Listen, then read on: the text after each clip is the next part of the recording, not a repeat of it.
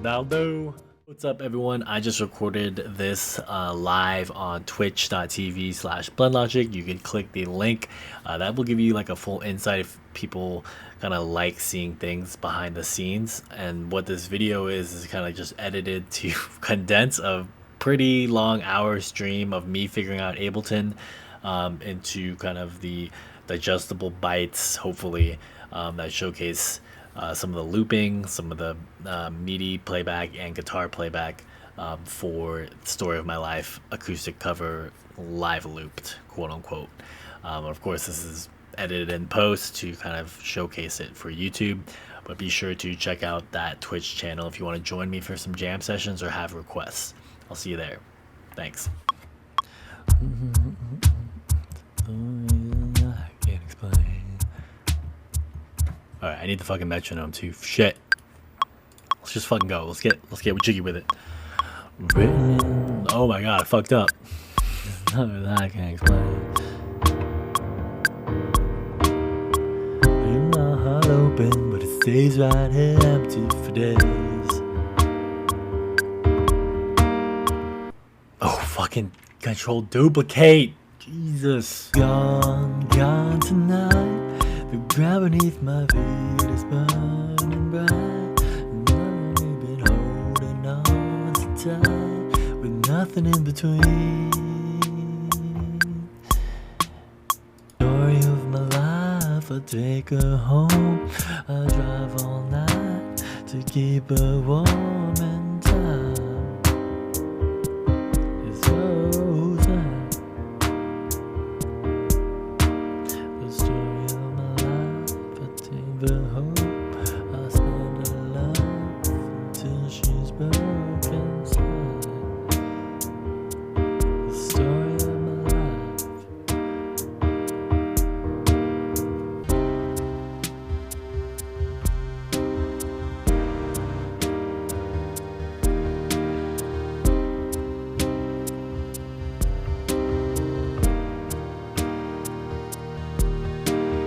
Donuts in the morning, she don't feel the same privacy in the room. It seems to me that these moments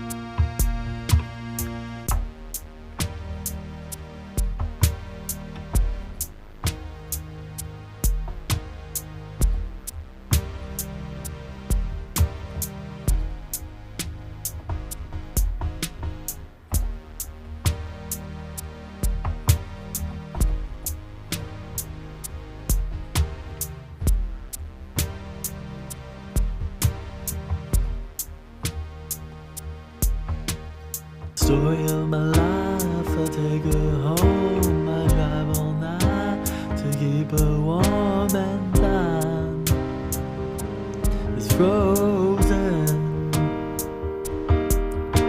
The story of my life, I give her hope, I spend her love until she's broken inside. The story of my life.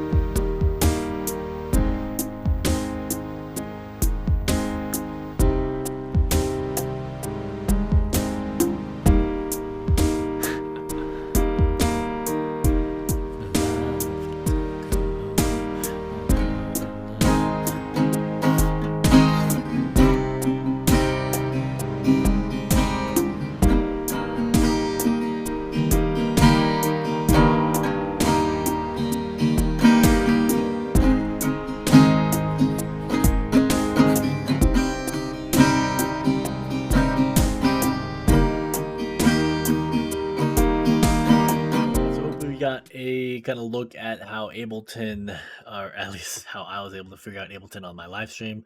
If you want to check me out there, of course, I'm repeating again, Twitch at Twitch Blend Logic. So that's my username.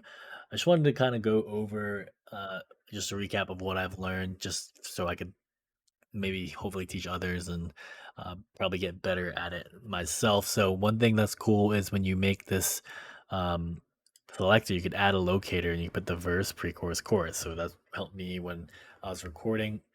So if you want to do some live looping, I think the best thing is when you open your set, you have this thing that you could drag, and it's kind of confusing at first, but I think so. They show it as like these gray and then light gray, right? So you're gonna be counting to 4 beats usually, and then the dial will actually indicate 5.